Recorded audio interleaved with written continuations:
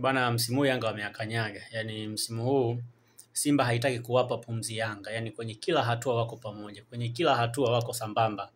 Ukiangalia kwenye ligi kuna tofauti ya alama moja tu kama Simba akishinda viporo vyake vyote. Na of course ukiangalia hizo mechi za Simba ni mechi ambazo Simba ana uhakika wa kushinda mechi zote kwa sababu ana mechi dhidi ya Mashujaa, automatically Simba atashinda. Ana mechi dhidi ya Pamba, Simba atashinda. Ana mechi dhidi ya JK Tanzania, Simba atashinda. Ana mechi dhidi ya KMC, Simba atashinda. Akishinda hizi mechi zote, gap la alama inakuwa ni tofauti ya alama moja baina yake na Young Africans. Na mechi ambazo zinafuata za Simba kumaliza msimu, kuna mechi moja tu ambao Simba anaenda kucheza away, ambao ni mechi dhidi ya Ken Gold. Ukiondoa mechi dhidi ya Ken Gold, mechi zingine zote Simba anacheza nyumbani. Na hata mechi yao dhidi ya hizi mechi zote ambazo anakuja kucheza hizi mechi 4. Mechi zote hizi angecheza Dar es Salaam kama KMC wasingehamisha mchezo kutoka Dar es Salaam kuupeleka Tabora. Kama wasingeupeleka Tabora KMC huo mchezo, Simba mechi zote alikuwa anacheza Dar es Salaam. Manake Simba alikuwa na mechi moja tu ya kutoka away ambao angeenda kucheza ugenini, ambao ni mechi dhidi ya Ken Gold. Ken Gold ambao tayari imeshashuka daraja by the way. Kwa hiyo sio timu ambayo inaweza kwenda kuwa challenge Simba kwa namna moja ama nyingine. Lakini pia ukiangalia hata hiyo Ken Gold kuna baadhi ya wachezaji wake ambao imewafukuza.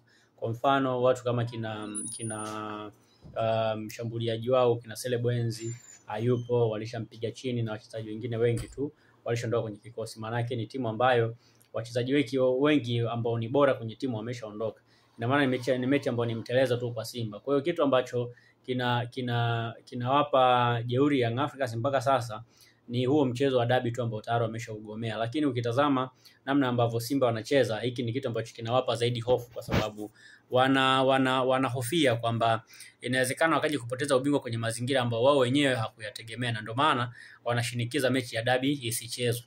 Lakini ukitazama jinsi the way ambavyo Yanga wanacheza, Simba wanavyocheza, bado Simba inacheza vizuri zaidi. Simba kwenye performance bora sana kuliko Young Africans. Maana yake the soon as possible utaiona sasa Simba ikianza kutawala mpira wa Tanzania kutokana na jinsi ambavyo inacheza. Unajua Yanga ina wachezaji wengi, lakini wachezaji wake wengi ni malijendi.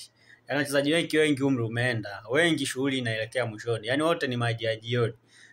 Yaani hakuna mchezaji ambaye anasema labda yuko kwenye promising labda miaka 4 5 inayokuja. Hakuna.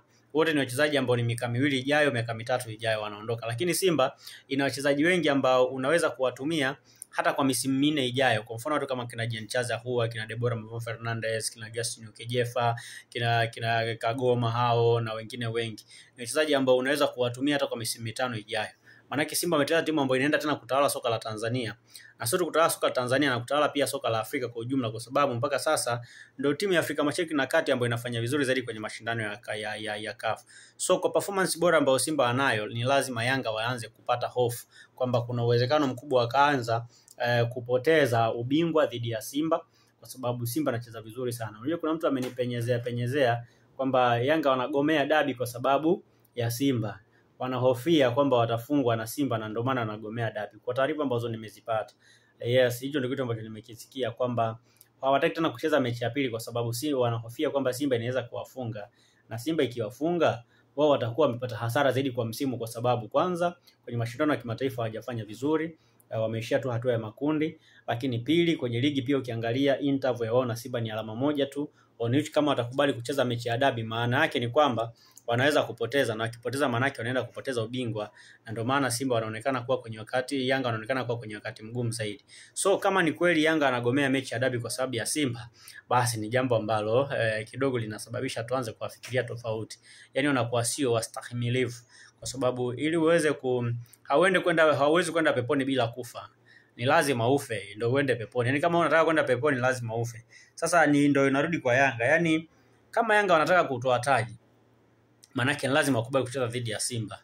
Wasipokubali kucheza dhidi ya Simba, maana yake hawezi kuwa mabingwa, hawezi kwenda kutoa taji. So this time around wanapaswa kukubali kwamba ili ushinde wanapaswa kukubali kucheza dabi, kwa sababu ndo kitu pekee ambacho kimebakia, ama ndo nafasi yao pekee ambayo inaweza kuwapa nafasi ya kutoa ubingwa na kupunguza yale machungu yote ya msimu uliopita ambao waliyapata kwenye ligi kuu baada ya kukosa ubingwa.